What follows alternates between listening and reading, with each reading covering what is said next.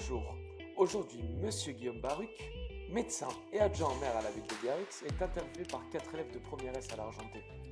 Aujourd'hui, il parlera du développement durable et de son engagement à la ville de Biarritz. Nous remercions Monsieur Guillaume Baruc pour sa participation dans notre projet d'après-demain.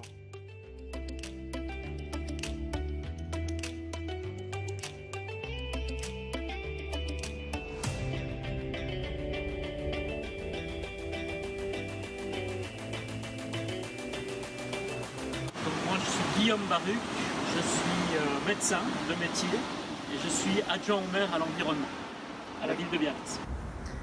Alors moi ce qui m'a donné envie de m'engager à la base, c'est ça, c'est ce magnifique plan d'eau qu'est l'océan. Parce qu'en fait on a rencontré en 2013 des gros problèmes de pollution de l'eau et en tant que surfeur j'ai été impacté forcément par des fermetures de plages et j'ai voulu m'engager déjà pour changer les choses et pour faire en sorte que on règle ou qu'on commence à régler ce problème des pollutions récurrentes qu'on a sur la côte basque.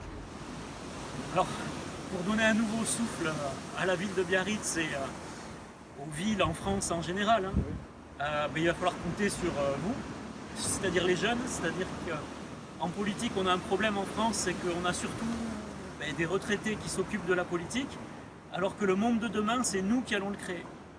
C'est nous, c'est vous. Moi, j'ai la quarantaine déjà, je me considère plus comme un très jeune, on va dire.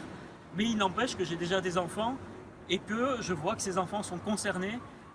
D'ailleurs, il y a eu une manifestation de lycéens sur justement le climat il y a 15 jours. Et c'est bien, mais pour aller plus loin, il faut que plus de jeunes s'engagent. Et à partir de 18 ans, on peut être sur une liste électorale, on peut porter des projets citoyens.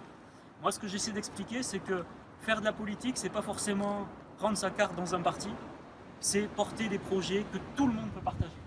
Vous pouvez demain avoir un projet pour l'environnement et tous les citoyens d'une ville peuvent se mettre d'accord autour de ce projet. Qu'ils soient de droite, de gauche, du centre, on s'en fiche. Dans une ville, c'est pas ça qui est important. Et moi, je crois fermement que pour changer le monde, c'est pas d'en haut que ça viendra, c'est pas forcément par les grandes puissances que ça viendra, c'est pas forcément par l'Europe. C'est par la plus petite cellule de notre démocratie qui est la ville. La ville, on a tous les leviers d'action dans une ville pour améliorer les conditions de vie des gens et leur environnement. Donc à partir du moment où on aura des villes exemplaires, et je crois que Biarritz et la côte basque, aussi bien qu'Anglette, que Bayonne bien sûr, voilà, je crois qu'on pourrait servir demain de modèle vertueux pour des villes et des territoires plus résilients et plus durables justement pour assurer cette transition écologique dont on a besoin. Alors en fait, si on parle déjà de la pollution de l'océan, ma première priorité, ça a été d'améliorer la transparence de l'information. Avant, on ne savait pas quand l'eau était polluée. Maintenant, on a mis en place des outils qui permettent de savoir en temps réel la qualité de l'eau. J'ai notamment mis en place l'application Biarritz Infoplage, qui est une application que vous pouvez télécharger sur votre smartphone et qui permet de savoir en temps réel et toute l'année quelle est la qualité de l'eau. Et si jamais il y a une pollution, vous êtes alerté en direct.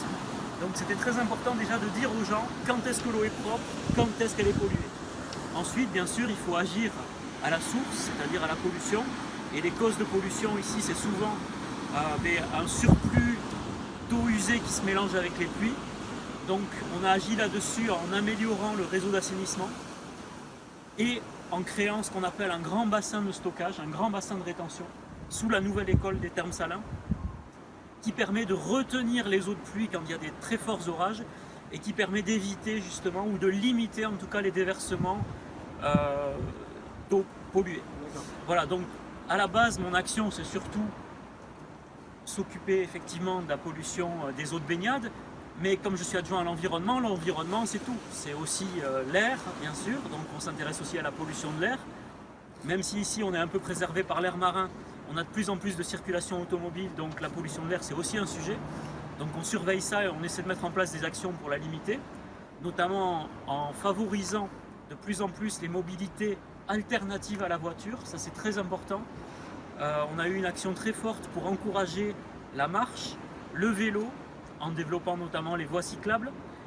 Donc il faut aller toujours plus loin, mais c'est important d'encourager les gens à avoir les bons comportements et à déjà moins utiliser la voiture. Alors la pagaie épuisette, c'est un peu un gadget, mais j'ai eu une illumination un jour en faisant du paddle ici. Donc j'étais en train de ramer dans du plastique, vraiment dans une marée de plastique. J'avais du plastique tout autour du paddle et je me suis dit c'est quand même bête, t'as ta pagaie et tu peux rien ramasser parce que voilà, j'ai pas de sac, j'ai pas. Je me suis dit mais finalement ma pagaie pourrait aussi servir d'épuisette. Donc là j'ai eu l'illumination, je suis allé chercher une épuisette adaptée à Decathlon et j'ai changé le manche de ma pagaie par une épuisette. Ce qui fait que c'est une pagaie double manche. Donc d'un côté il y a la pale pour ramer, de l'autre il y a l'épuisette. J'ai ramassé des déchets qui étaient dans l'eau depuis peut-être des dizaines d'années avec cette pagaie épuisette et j'ai bien l'intention de développer ça cette année en créant un paddle spécifique pour ramasser les déchets avec sûrement une petite poubelle intégrée. L'arrivée d'une trambus 100% électrique est une bonne chose.